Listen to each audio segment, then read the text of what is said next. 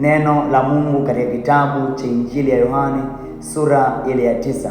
Tunakutana na habari ya mtu ambaye alikuwa kipofu tangu kuzaliwa kwake, na wafuasi wake wanamuuliza Yesu kwamba mtu huyu amekuwa kipofu ni kwa sababu ya dhambi, na Yesu anawajibu yeye hakutenda dhambi wala wazazi wa yule mtu hawakutenda dhambi, bali kazi ya Mungu iweze kudhihirika ndani ya mtu yule.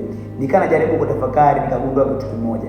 Kumbe kuna muda tunapitia changamoto na magumu fulani, tunasema labda yamkini Mungu anaweza kuwa ametuacha.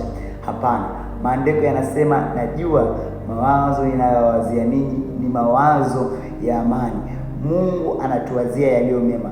Hata katikati ya magumu, yamkini ndio fursa pekee ya kutupeleka kule ambapo ametuandalia. Kama vile dhahabu haiwezi kuitwa dhahabu wala haiwezi kung'aa mpaka ipite kwenye moto, vivyo hivyo na sisi lazima tupite kwenye nyakati fulani ambazo ni ngumu, ili kusudi tupate kutengenezwa na tupate kufanywa imara zaidi kwa ajili ya utukufu wa Mungu.